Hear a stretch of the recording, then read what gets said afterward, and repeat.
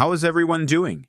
This is Alex for another valuable presentation into the trucking business. For years, we've all been hearing the same story.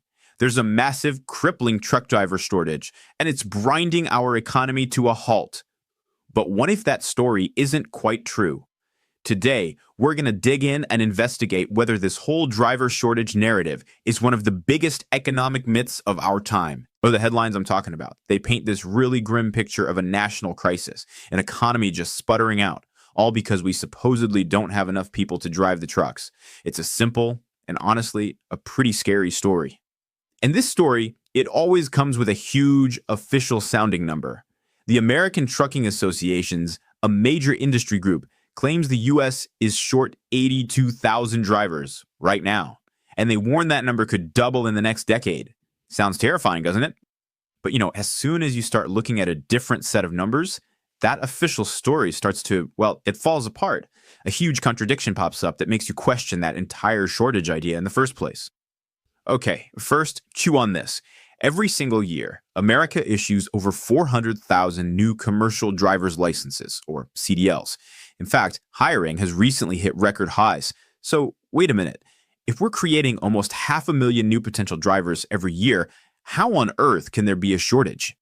Well, here's your answer. If you look at the big, long-haul trucking companies, the very ones complaining the loudest about a shortage, the annual driver turnover rate is over 90%. Just let that sink in. They have to replace nearly their entire workforce every single year. And that, right there, brings us to the real question we should be asking. This isn't a story about a lack of people. It's a story about a massive leak. Why is the industry like a bucket that just can't hold water? Where are all those drivers going? Because it turns out this problem isn't everywhere in the trucking world. The crisis is almost entirely focused in one specific, really grueling corner of the industry. This isn't one story. It's more like a tale of two completely different trucking worlds. I mean, just look at this contrast. The long-haul sector has that insane 90+% turnover, pays by the mile, which can be super unpredictable, and keeps drivers on the road for weeks at a time. But then you look at union jobs, or private fleets, like say a driver for a big supermarket chain, and turnover plummets to just 10 to 15%. The big difference? They pay a predictable salary, and drivers actually get to go home. So the crucial insight here is this. This was never really a recruitment problem. It's a retention problem. The industry is actually fantastic at getting people in the door. It's just awful at giving them a reason to stay. And that whole retention problem, it leads us straight to the money. Because many economists, and a whole lot of drivers themselves, will tell you this was never a labor shortage. It's always been a pay shortage.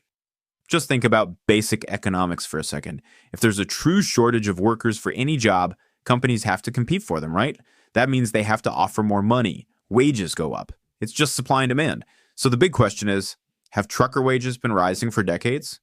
Nope, not even close. It's actually been the exact opposite. After deregulation back in the 1980s, trucker pay basically went into a free fall. When you adjust for inflation, many truckers today actually make less than they did 40 years ago. That simply does not happen in an industry that has a chronic labor shortage. It just doesn't add up. And look, even the U.S. Department of Labor agrees. A study they did back in 2019 concluded the market is working just fine. The solution to any hiring issues was pretty simple. Companies just need to pay their drivers more. This sets up a perfect real-world test. We recently had that massive supply chain crunch where drivers were suddenly in super high demand. So what happened to wages then? Did that economic principle actually hold true? Oh yeah, it held perfectly. During the recent freight boom, when demand for drivers was through the roof, wages shot up. Companies were desperate. But the second the market cooled off, that wage growth slammed on the brakes. And that right there, that's the key. This isn't a broken market with some mysterious structural shortage. It's a completely normal labor market, doing what labor markets do. When demand is high, pay goes up, and surprise, surprise, drivers appear. When demand falls, pay stagnates.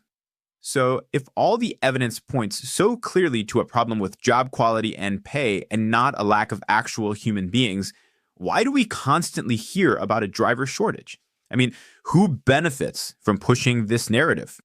Well, the simple answer is that the shortage is an incredibly powerful and convenient lobbying tool. It lets large trucking companies go to Washington and frame the problem as some national crisis that's totally out of their hands, instead of a problem with the jobs that they're offering.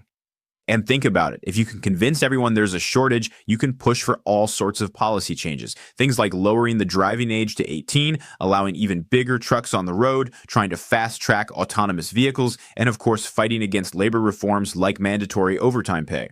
It's a really powerful justification for deregulation. So where does all this leave us? I think the real takeaway isn't just that the shortage is a myth. It's that we need to completely reframe the entire problem based on what the evidence is actually telling us. A representative from an independent drivers association really put it best. He said it plain and simple. And he's right. A 90% turnover rate isn't a worker shortage. It's a job quality crisis. The problem was never the workers. There are hundreds of thousands of people who go out and get their commercial license every single year, ready and willing to do the job. The problem is the job itself, at least in that one sector that complains the loudest. Which means that for years we might have been asking the completely wrong question. All this time we've been focused on how do we find more people for the system as it is? But the real question, the one we should have been asking all along, is this: where are the good driving jobs? The kind of jobs that make skilled professionals want to stick around and build a real career. Because if we can answer that question, we might just solve this shortage once and for all.